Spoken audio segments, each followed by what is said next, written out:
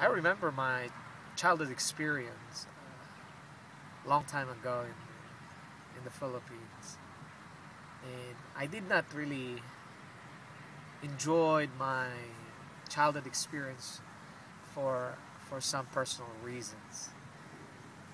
My home life is not ideally functional as many of you had experienced. It was rather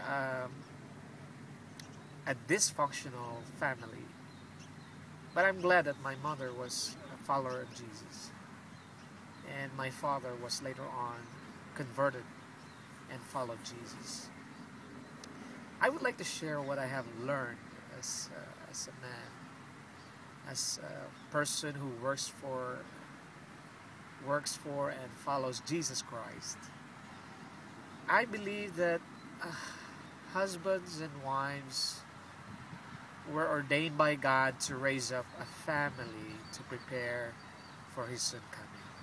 And so what I'm saying is that fathers and mothers are playing a very unique role in molding up the future of their children. That's why God said male and female. God has done His created beings as a crowning act, and it was male and female as the finished product of His creation. And so, of course, we all know wives must submit to their husbands, and also husbands love their wives. It goes together, just like Jesus loves the church,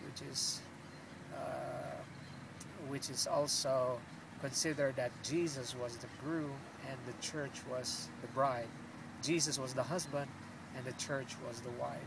And therefore, the church ought to submit or surrender to Jesus Christ.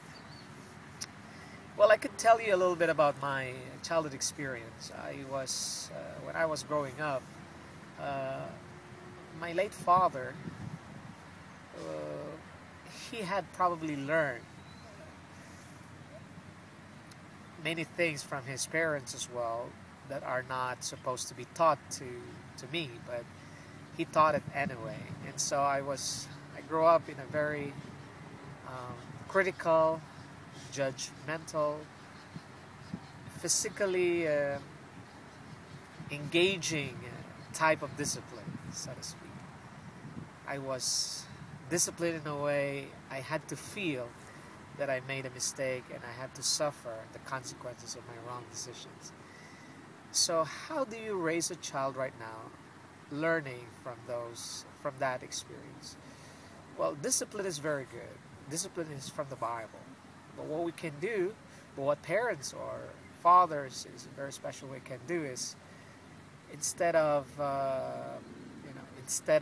harming their child so that they will not do it, they can just communicate to their children in a way that the children will understand. And if the children will not listen, then that's the time to enact justifiable discipline or sort of punitive measure so that the child will learn a little bit or something about what he had done.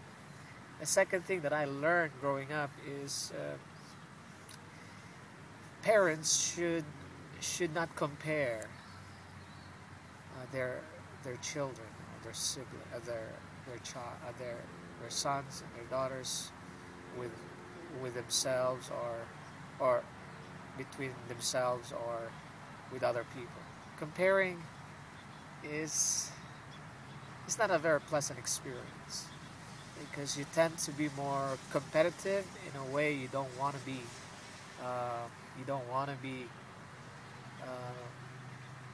misunderstood, but when you are comparing, you're striving for the wrong reasons. You are competing for the wrong reasons.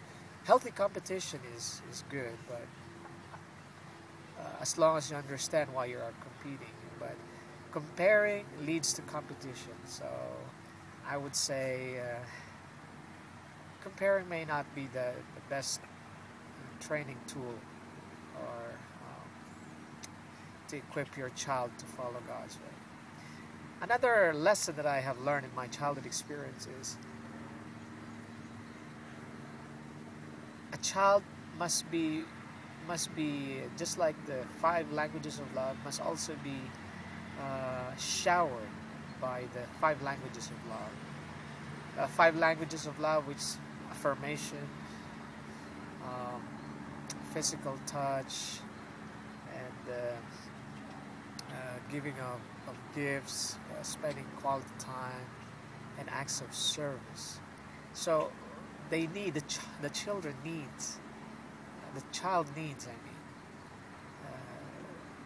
to fill his own love tank as well. Not only the spouses, but also the children.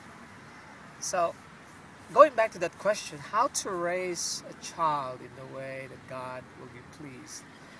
I believe that the child must be dedicated to the Lord.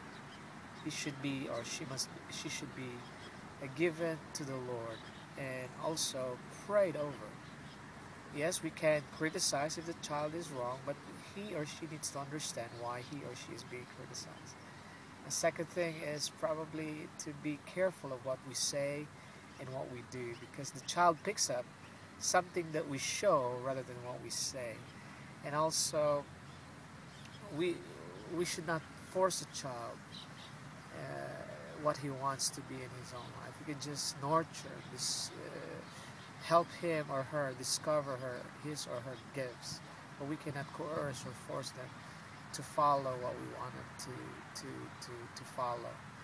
And I believe that when we are prayerful, submitting to God, or loving our kids, we are actually doing what we can to raise the children in the way that the Lord wants us to raise them.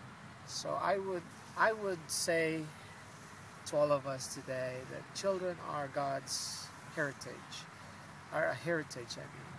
They are God's gift to us, and how we brought them